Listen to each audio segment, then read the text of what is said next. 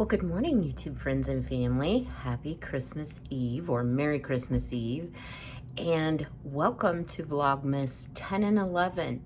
So after stressing out about not thinking about the cadence of how I post videos and realizing that Vlogmas 12 wouldn't air until the day after Christmas, I was like, I got this. I will do a two for today. So I am going to double up. And I'm actually going to do two videos in one and count them Vlogmas 10 and 11. So this morning, I'm in my kitchen, and I'm gonna start my day by doing some vacuum sealing, and I've also jarred up some of my dehydrated food I wanted to share with you.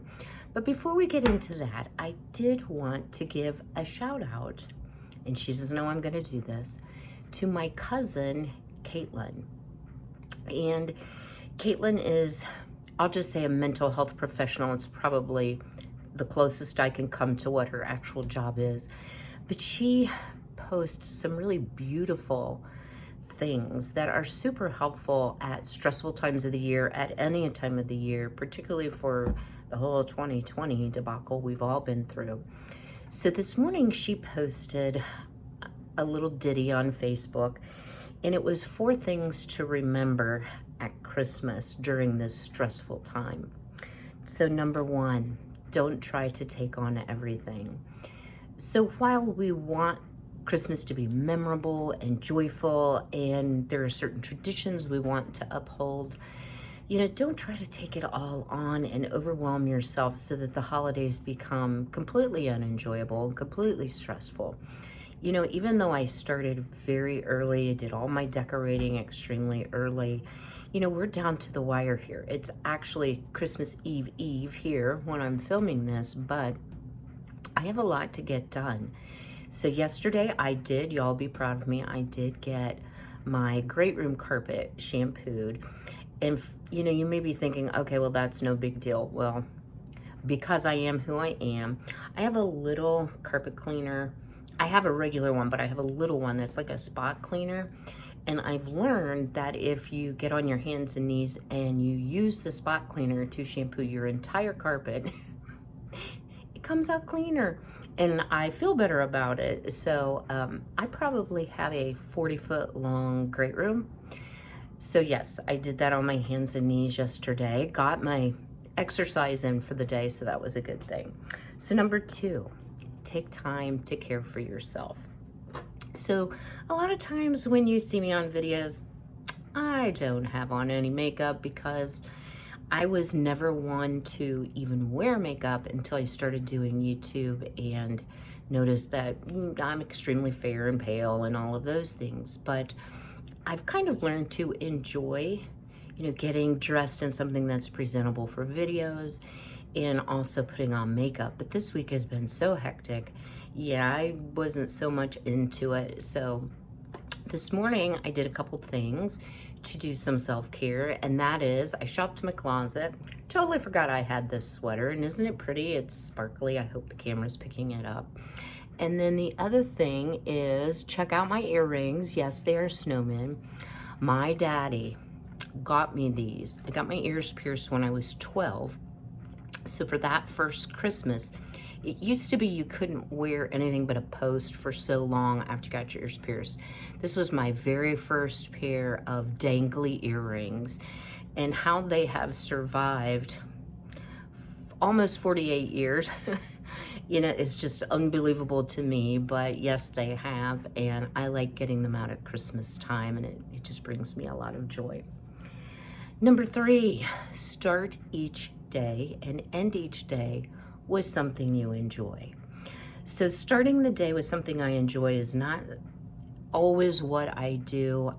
Because of my psoriatic arthritis and my lupus, I'm really stiff in the morning, so I'm usually kind of grouchy, but I very much enjoy my coffee. I like doing my motivational reading and sitting down with my planner and coming up with new ideas, so that's pretty enjoyable. But I always end my day with something I enjoy, and this is a little prelude to what we're going to be doing in January. That was my son's idea, and that has to do with the Andy Griffith Show. So I do have all seasons, all 8 seasons on DVD. And I got so worried because I watch it so much that I was going to wear it out. Yes, I bought myself a second one to have in reserve in case the discs get warped or scratched or whatever. But I usually will watch an episode or two of Andy Griffith, and that's how I fall asleep at night. So don't forget, do something fun and enjoyable each morning and each evening to kind of round out your day. And then as you look back, pretty good day. And then the final tip, and I think this one is the most important of all of them, and that is remember that relationships matter. So in the hustle bustle, got to make everything perfect, the last thing you want to do is forget the reason for the season, number one, and number two, that enjoying time with friends and family needs to be enjoyable, not stressful, not worried about who's sitting there drink on the unprotected end table without a coaster, upsetting people, being offended if you don't get the response you thought from your gift. And I do a lot of handmade gifts. And let me tell you, sometimes they go over like a fart in church, just gonna say that. So, just try to foster those relationships. And remember something else. I think everyone on planet Earth has lost someone through death in their family or in their significant friend group. And while it may not have happened at Christmas, holidays can be a big trigger for sadness, for grief, for more mourning. So don't forget, they may be going through something that might have happened years ago that they've never quite gotten through, and you need to cut them a little slack. So I hope you found that helpful. So let me show you what I've done this morning. So if you can believe it, and this is a wide mouth quart jar, this is a head of celery. So I want to encourage you all, especially as we go into No Spend January, if you do have fresh foods that are nearing the end of their edible life, dehydrating is a great way to really preserve those. And you can do it in the oven if you don't have a food dehydrator. But what I love about it is this is probably, oh gosh, yeah, there's a marking. That is 1 cup out of that whole big ginormous thing of celery. So it's a great space saver. And I went ahead and labeled it and vacuum sealed it with my food saver. And I mentioned earlier, and sorry you guys, I gotta get a beverage here. I was tempted to buy myself some new sippy cups for Christmas for myself, but then I decided, you know what, these are fine. They're a little discolored. I'm losing the paint in some spots, but you know what, they're fine, and I already have 2 of them. So anyway, back to food pantry.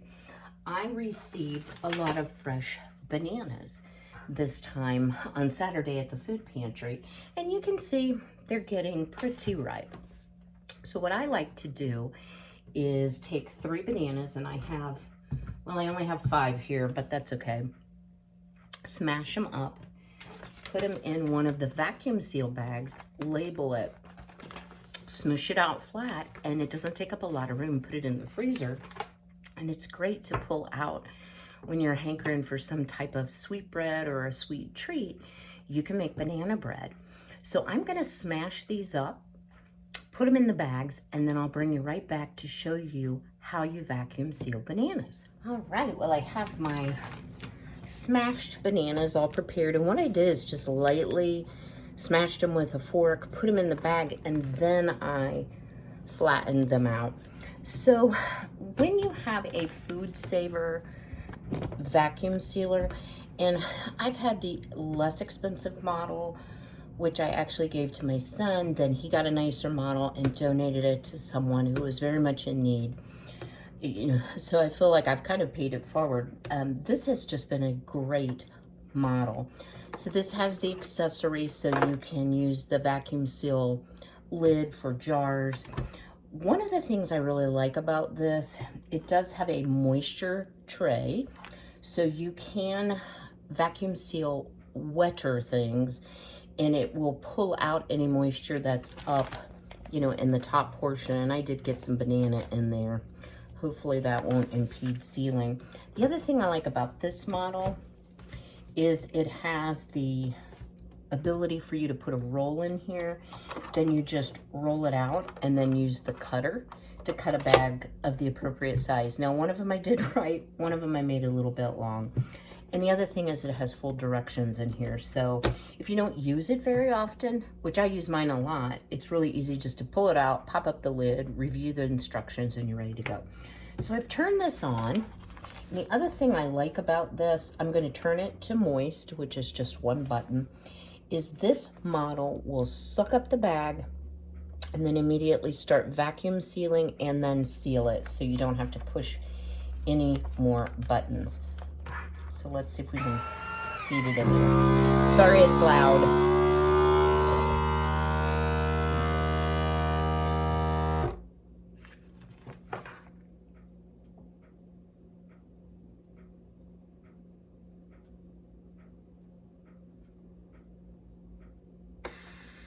All right, and it'll spit it out, perfectly sealed. How nice is that? So then you can further kind of smash it out flat, and it really saves you a lot of room in your freezer. You know, I can't remember if I said this on my last video. I've done too many videos in too many days. There you go, that looks even better. So my neighbor happened to stop over for a visit, my beloved neighbor whose husband took me to the pharmacy and let me go in and buy the 2 mega bottles of Tylenol.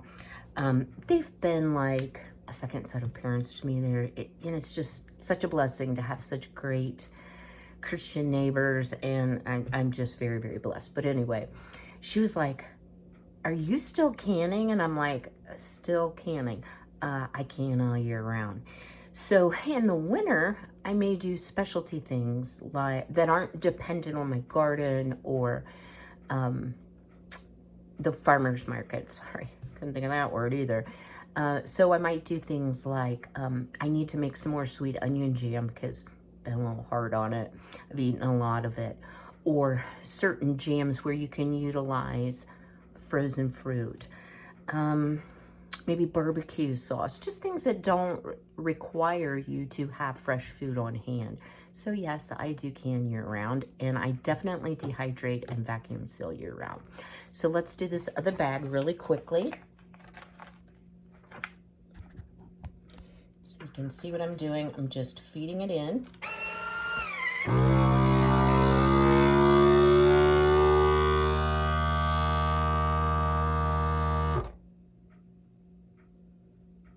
And you'll see the little red light comes on. That's to let you know it's heat sealing. And again, this bag, I got a little carried away. It's so hard to judge when you have like the whole banana, exactly how much it's going to need. But there you have it. I have 2 bags of bananas to go into my freezer so that I can make some banana bread a little bit later this winter.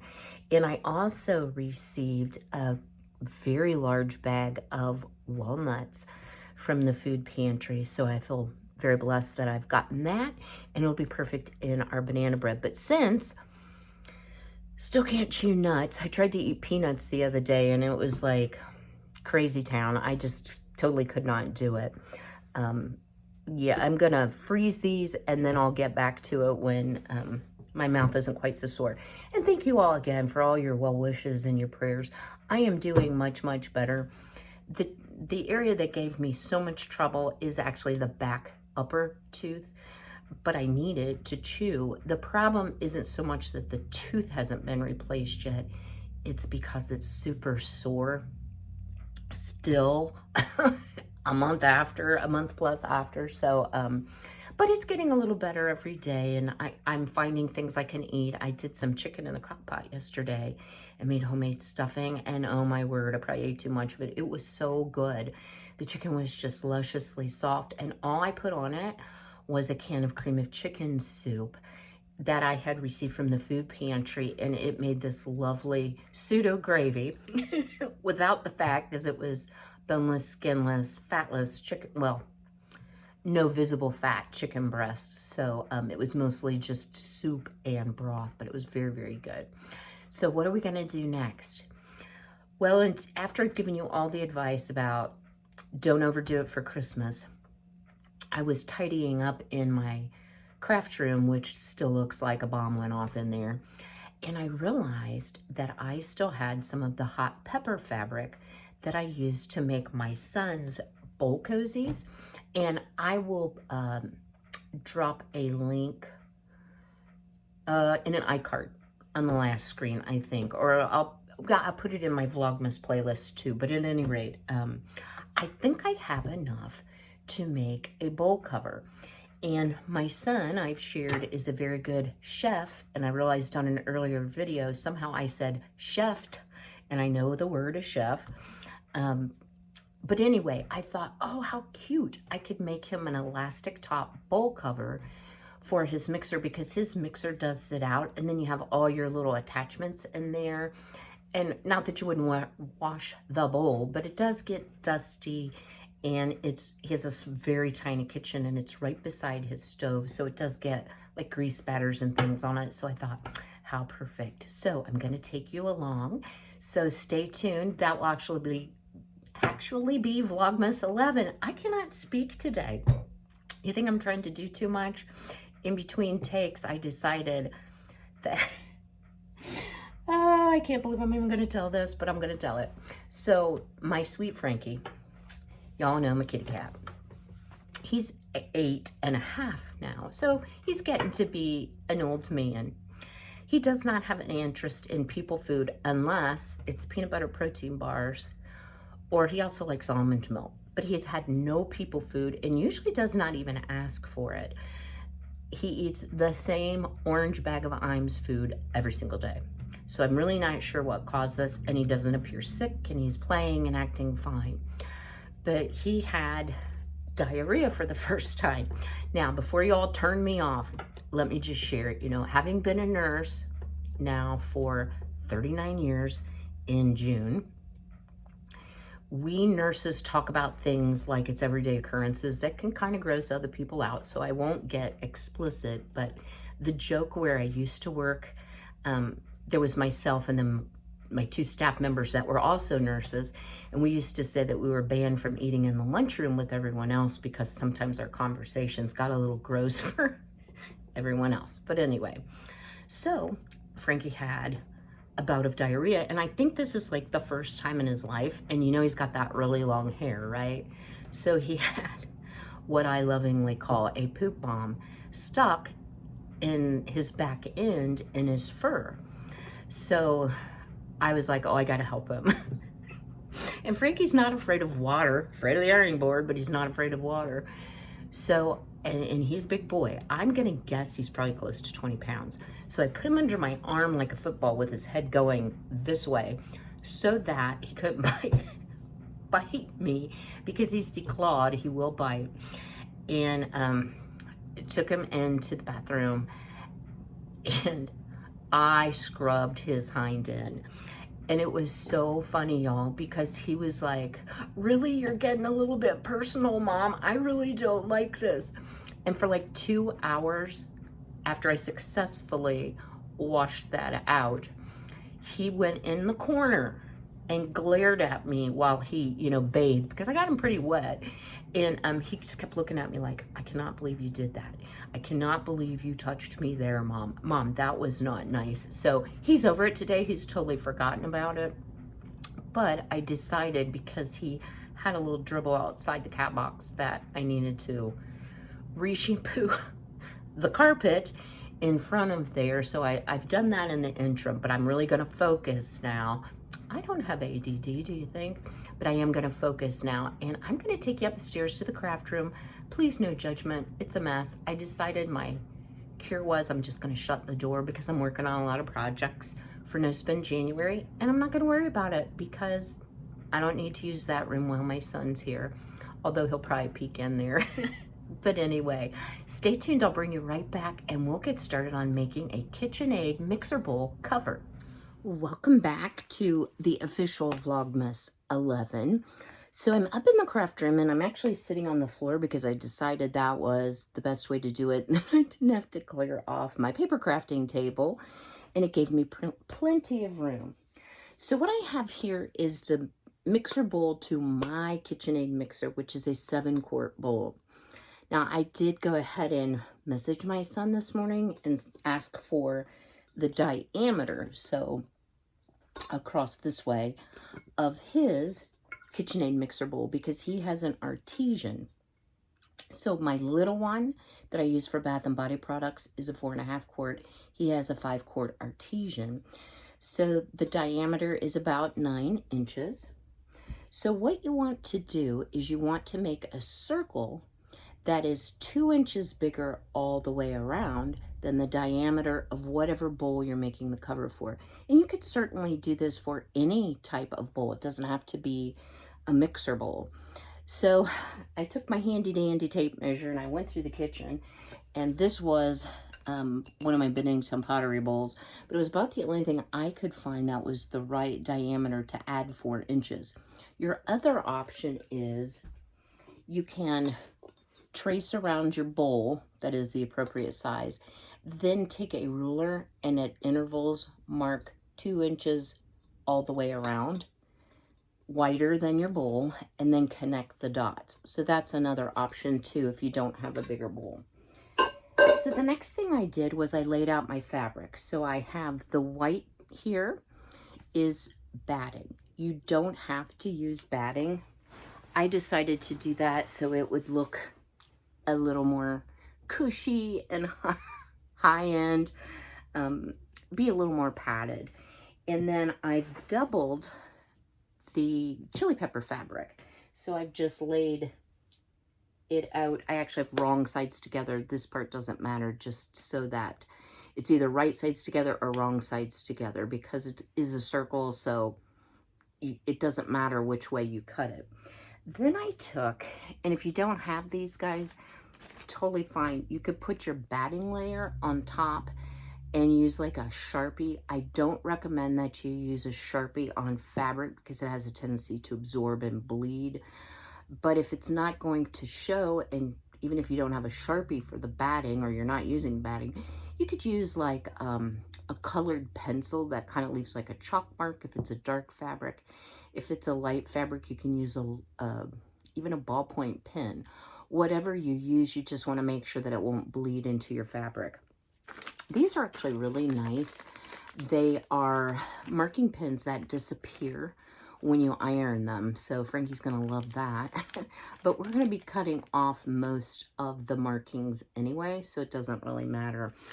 And I got these on Amazon, and for some reason they sent me a 2-pack of refills. So I have enough marking pens for like ever. And I have not been doing as much sewing. I made over 600 masks during COVID, and I kind of got burnt out on sewing, but I have a lovely, albeit 20-year-old Husqvarna Viking Designer 1 sewing machine that I haven't been using, so that's something I plan to do in No Spend January. So the other thing that I've done, and you can't really see it too well, I don't know if I can lean it forward, is I've put some pins, and I like using the glass head pins. Just if you have any trouble with your hands or dexterity, they're a little easier to grab onto, but I've pinned it all the way around. So what I'm going to do is I'm going to cut through all 3 layers at once, and then I'll bring you back to show you next steps. All right, well, I've cut my circles out, and what you want to do is make sure that your 2 fabric pieces are pretty side or right side together, and then put your batting on the outside. I have pinned it all the way around with the exception of this one crossways pin, because what I'm going to do is sew a 1/2 inch seam, but I need to leave an area open for turning. So let me swing you to my machine here. And you do want to backstitch at the beginning and end. So I'm just going to show you a little bit of how I do this.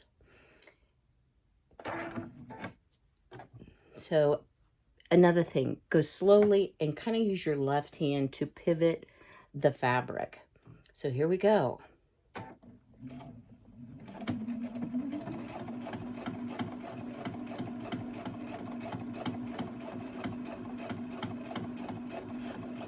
So I am just using regular sewing thread. I happen to have black in the machine because I haven't done any sewing projects since I made Ben's bowl cozies. So that made it handy. And since we will be doing some top stitching, I wanted to make sure I chose a thread that would look nice. You could, with the red chili peppers, certainly use red, but I'm just going to use black for purposes of this project. So let me stop here and just show you we have the 1/2 inch seam. So because I know this is kind of monotonous, let me go the rest of the way around. Then I'll show you how I turn it and press it, and we'll go on to next steps. And I know this seems like it's taking a long time, but if I wasn't doing a video, I could like knock this out so fast. So it's a good last minute project. Not that I'm encouraging you to overachieve. So hang tight. All right, well, we've sewn all the way around, leaving an opening for turning. But before we do that, if you think about a circle, this part of the circle, the diameter, is larger than where we've sewn. So when you turn it, what is going to happen is you have a lot of bulk in that seam. So you have a couple options. What I like to do, and I'm old school, is I like to take a little pair of scissors and just clip up close to the sewing line all the way around. And then you can go back with a rotary cutter or even just with scissors and trim some of that excess away. You can also just trim the seam down. Just be careful that you don't go into your sewing and that you're only going part way. And this is easing the fabric so that when you do turn it the right side out, you won't have quite as much bulk. So I'm going to continue doing that. And just a couple words about turning. Can't find the hole. Oh my word. Okay, here we go. So some people prefer like a 3 or 4 inch opening. I have sewn a lot in my life, so I didn't do quite as big of a turning. There is a tool you can buy. I don't own it. That's a turning tool that helps you go into something that's turned to smooth out those seams. What I've found is you can use a chopstick, a knitting needle, or even a crochet hook. Works just as well and saves you a little money. So, and just to give you a little history, my mother sewed, my grandmother sewed, and I just thought that was the most grown-up thing in the world to be able to do. Oops, sorry, piece of lint in my eye. Ouch. Oh my word. Sorry, guys. Hold on. Sorry about that. So I thought it was the most grown-up thing in the world to be able to sew. And back in the day, we took home ec in school. So we started taking home ec in 7th grade. So I was about 12. And I just could not wait to learn to sew. So I, of course, did learn to sew. And it has served me well through the years. And it's a skill that I really enjoy having. Unfortunately, as more crafts have come along and I've been interested in them, I have not used my machine as I should have used it. So the really cool thing about the Husqvarna Viking Designer 1 is that it was manufactured in 1998, so 22 years ago. I actually found my original receipt when I was pulling out my manual because I want to do some embroidery, and mine was purchased in 2002. The newer models, I looked at some of the newer models. You could buy a car for what the newer models are. It's ridiculously expensive. There's nothing wrong with my machine. And I had the previous version, which I gifted to my mom, and she does not sew anymore. So I've decided that when she's finished with it, I am going to retrieve that machine to use for my utility sewing and save this more for my embroidery. But and this is how old this is. Floppy disks is what the embroidery comes on. But each of these embroidery sets, I actually borrowed this from my next door neighbor. She has the same machine as I do, which has made it really nice because we can share software. But she loaned me this, and it has, okay, look at the angel. It has like bees. which I love that. It has pumpkins. So this is Friends for All Seasons, so it's embroidery. And she's actually done the snowman, so I might have to try that too.